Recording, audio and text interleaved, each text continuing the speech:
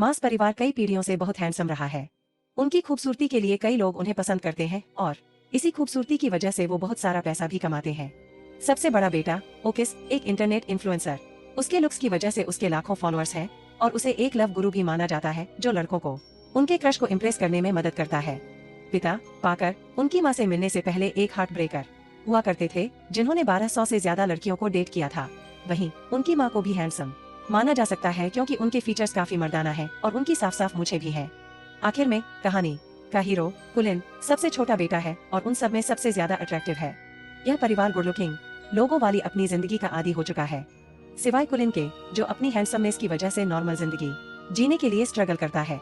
वो अक्सर चाहता है कि काश वो बस थोड़ा सा ही अट्रैक्टिव होता। इस तरह वो हर बार औरतों की भीड़ से पीछा किए बिना बाहर जा पाता। लड़कियां उसे देखकर पागल हो जाती हैं, बेहोश हो जाती हैं, अपने बाल खींचने लगती हैं और अक्सर उसका अट्रैक्टिव चेहरा देखकर उनकी नाक से खून बहने लगता है। नतीजतन उसकी आज तक किसी लड़की से सच्ची बातचीत नहीं हुई है। वो पब्लिक में बाहर जाने से जितना हो सके बचता है और अब तक उसकी पढ़ाई घर पर ही हुई है। कुलिन के पास अपनी पालतू मछली के अलावा बात करने के लिए कोई दोस्त नहीं है। वो अक्सर उसके साथ ताश खेलता है और जोर जोर से उससे बातें करता है। उसका परिवार चिंता में एक कैमरे के जरिए उसे देखता रहता है।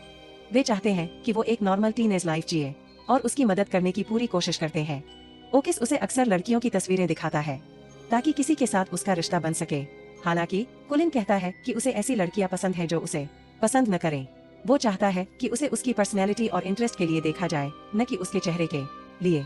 जब कुलिन को बाहर जाने के लिए मोटिवेट करने का कोई तरीका काम नहीं करता तो परिवार एक और कदम आगे बढ़ाता है। वो लोग पैसों की झूठी समस्या बनाने का प्लान करते हैं ताकि उसे गिल्ट महसूस हो और वो स्कूल जाने के लिए मान जाए। एक रात जब कुलिन पानी पीने के लिए उठता है तो उसके माता पिता अपने फाइनेंस को लेकर चिंतित होने का नाटक करते हैं। वो नाटकीय ढंग से घोषणा करते हैं कि जब तक वे कुलिन की होम स्कूलिंग के लिए पर्याप्त पैसा नहीं कमा लेते तब तक वे नाश्ते में सिर्फ स्क्रैम्बल्ड एग्स ही खाएंगे। उसे अपने माता पिता को इतनी परेशानी देने के लिए बहुत बुरा लगता है। अगली सुबह वो घोषणा करता है कि वो आने वाले सेमेस्टर में स्कूल जाएगा। परिवार बहुत खुश हो जाता है जब तक वो यह नहीं कहता कि वो सिर्फ ऑल बॉयज स्कूल में ही जाएगा। हालांकि वे चाहते थे कि वो लड़कियों से बात कर सके, लेकिन वे एक एक कदम आगे बढ़कर खुश हैं। कुछ दिनों बाद कुलिन का एक असली स्कूल में पहला दिन होता है। ओकिस उसे अपनी बाइक पर छोड़ता है लेकिन कुलिन अपना हेलमेट नहीं उतारता। उसने पूरे दिन हैंडसम होने की बात छिपाने के लिए इसे पहने रखने का प्लान बनाया है। हालांकि प्लान उल्टा पड़ जाता है जब हेलमेट उसकी सोच से ज्यादा अटेंशन खींचने लगता है। कुलिन चुपचाप आखिरी सीट पर बैठ जाता है, लेकिन क्लास का बुली सीढ़ी और उसके चेले उसे टोकते हैं। जब टीचर क्लासरूम में आती है तो वो भी हेलमेट पहने एक लड़के को देखकर हैरान रह जाती है। वो उसे तुरंत हेलमेट उतारने के लिए कहती है। ना चाहते हुए भी कुलिन के पास मानने के अलावा कोई चारा नहीं होता। वो धीरे धीरे नाटकीय ढंग से हेलमेट उतारता है और अपना चेहरा दिखाता है। अगले सीन में टीचर को एम्बुलेंस में लादा जा रहा होता है। पता चलता है कि कुलिन की खूबसूरती देखकर उनकी नाक से खून बहने लगा और उनकी सांसें बहुत तेज हो गई थीं। दूसरे बच्चे प्रिंसिपल से शिकायत करते हैं कि नया स्टूडेंट इतना हैंडसम है कि उसे हैंडल करना मुश्किल है। कुलिन घर वापस जाने के लिए हॉलवे से भागता है, लेकिन एक बुली उसे टांग अड़ाकर गिरा देता है। वो उसे स्कूल के स्टोर रूम में ले जाते हैं और ऐसे अपना परिचय देते हैं जैसे वे पावर रेंजर्स हों। उन्हें टिका टाक कहा जाता है जो प्रिंसिपल के बेटे सिडी के नेतृत्व में 3 बुलीज का एक ग्रुप है। इस अजीब इंट्रोडक्शन के बाद वे बताते हैं कि उन्हें प्रोम के लिए एक लड़की से पूछने में कुलिन की मदद चाहिए। यह ग्रुप पिछले 3 सालों से स्कूल के सीनियर ईयर में है। वे तब तक ग्रेजुएट होने से मना कर देते हैं जब तक सिडी बीबीएम स्कूल की सबसे खूबसूरत लड़की अमांडा के साथ प्रोम पर नहीं जाता। हालांकि अमांडा सिर्फ हैंडसम लड़कों के ही रिक्वेस्ट मानती है, इसलिए ग्रुप चाहता है कि कुलिन यह प्रपोजल दे। वे एक मासूम लड़के किबो को कुलिन की मदद करने और रास्ता दिखाने के लिए नियुक्त करते हैं। किबो भी अतीत में उनके मजाक का शिकार हो चुका है और पुलिस की बात मानने के लिए मजबूर है। इसके बाद कुलिन किबो के साथ प्रिंसिपल के ऑफिस में स्कूल में बुलिंग की ऑफिशियल शिकायत करने जाता है। किबो जानता है कि नतीजा क्या होगा, लेकिन वो फिर भी कुलिन के साथ जाता। प्रिंसिपल अपने बेटे के ग्रेजुएट न करने से परेशान है, क्योंकि कुलिन की खूबसूरती की वजह से उसे अमांडा को प्रोम पर ले जाने का मौका मिल सकता है। इसलिए प्रिंसिपल चाहता है कि वे वही करें जो पुलिस कहते हैं। उस शाम कुलिन और किबो अगले दिन काम पूरा करने और जिम्मेदारी से छुटकारा पाने का फैसला करते हैं।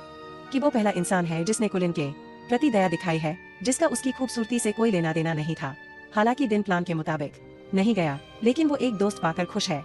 अगली सुबह वे बीबीएम स्कूल जाते हैं, जहां लड़कियों को लड़कों की मौजूदगी की महक आ जाती है। वे बदसूरत लड़कों को स्कूल कैंपस में घुसने न देने को लेकर बहुत सख्त। इसलिए जब वे कुलिन को हेलमेट पहने हुए देखते हैं तो पूरा स्कूल उसे हेलमेट उतारने के लिए कहता। एक क्लाइमेटिक सीन में कुलिन हेलमेट उतारता है और लड़कियों के बीच अफरातफरी मच जाती है। सिर्फ कुछ घंटों बाद यह खबर टेलीविजन तक पहुंच जाती है। लड़कियों के रोने, नाक से खून बहने, उन पर कुछ साया आने और इधर उधर कूदने के क्लिप्स सोशल मीडिया पर हर जगह शेयर हो रहे हैं। कुलिन को टू हैंडसम टू हैंडल वाले लड़के के रूप में जाना जाने लगता है।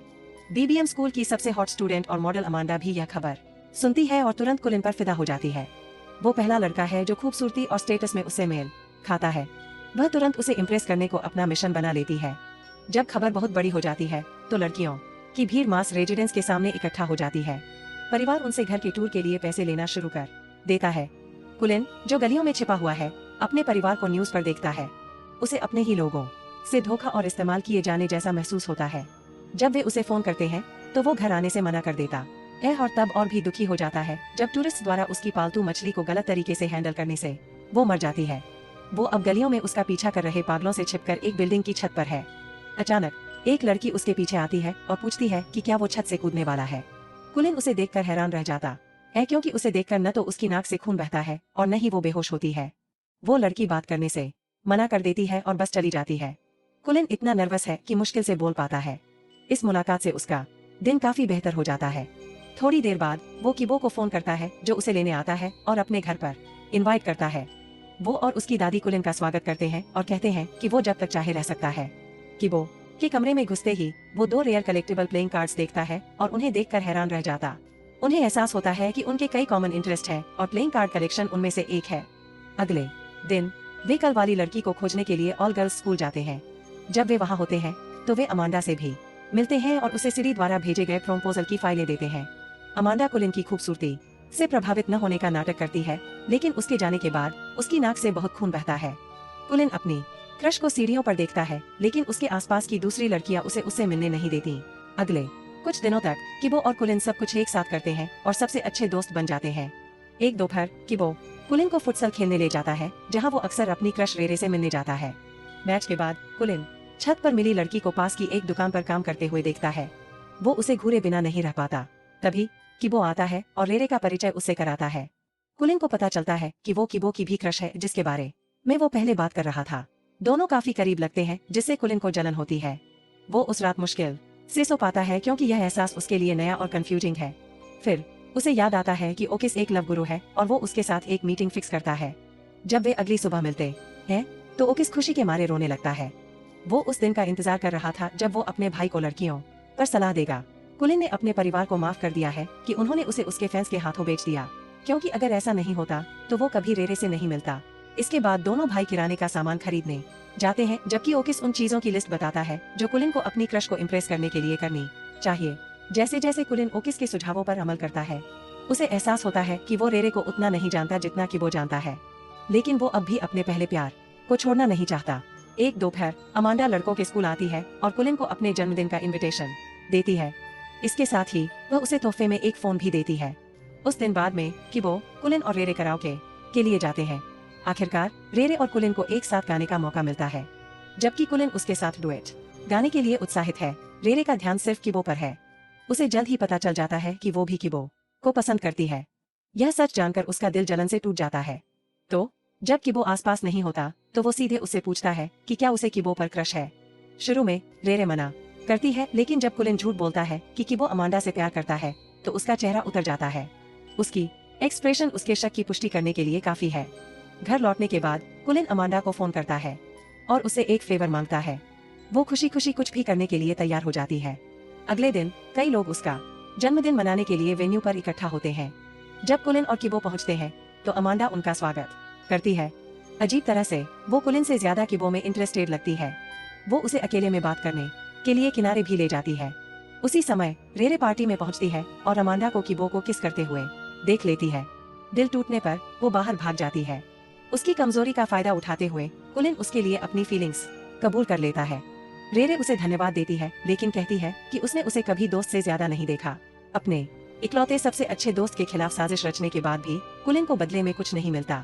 पुलिस का ग्रुप भी अमांडा को किबो को किस करते हुए देख लेता है और जलन और गुस्से से आग बबूला हो जाता है।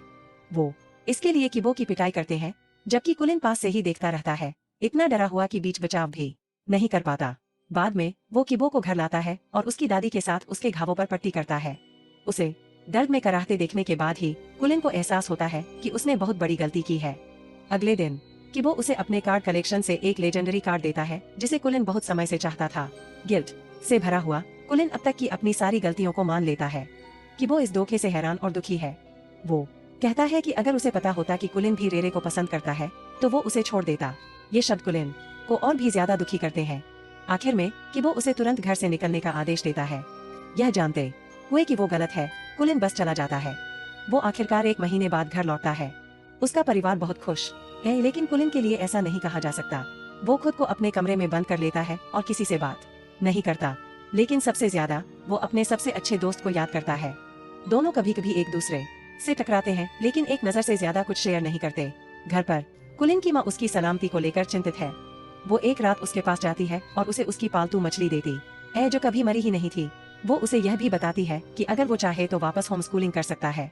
परिवार केवल उसकी खुशी चाहता है और उसके लिए कुछ भी करने को तैयार है। कुलिन उसकी बातों से प्रभावित होकर महसूस करता है कि उसकी जिंदगी में ऐसे लोग हैं जो उसकी सफलता के लिए उसे सपोर्ट कर रहे हैं। इससे उसे मोटिवेशन मिलता है कि वो अपने और किबो के बीच सब कुछ ठीक कर दे। अगली सुबह वो रेरे के पास भागता है और उसे सब कुछ बताता है। उसके बाद वो किबो के पास जाता है और माफी मांगने की कोशिश करता है। हालांकि किबो पहले उसे टाल देता है, लेकिन जब रेरे के बारे में पूछा जाता है तो वो बताने लगता है कि वो उससे कितना प्यार करता है। कुलिन उसे दिखाता है कि रेरे पूरे समय फोन पर उसकी बातें सुन रही थी। इस तरह वो उनके रिश्ते को सुधारता है और वापस उन दोनों का दोस्त बन जाता है। कुछ दिनों बाद वे सब एक साथ प्रोम पर जाते हैं। किबो की डेट रेरे है, जबकि कुलिन की डेट अमांडा है। जैसा कि उम्मीद थी, कुलिन और अमांडा प्रोम किंग और क्वीन का टाइटल जीतते हैं। कुलिन एक लड़की को यह कहते हुए सुनता है कि वो तो बस थोड़ा सा ही हैंडसम है, और वो तुरंत उसकी ओर खींचा चला जाता है, जो एक नए रिश्ते की शुरुआत का इशारा देता है। ऐसे और वीडियो के लिए सब्सक्राइब करें, नोटिफिकेशन ऑन करें और चैनल की मदद के लिए एक लाइक छोड़ दें। देखने के लिए धन्यवाद।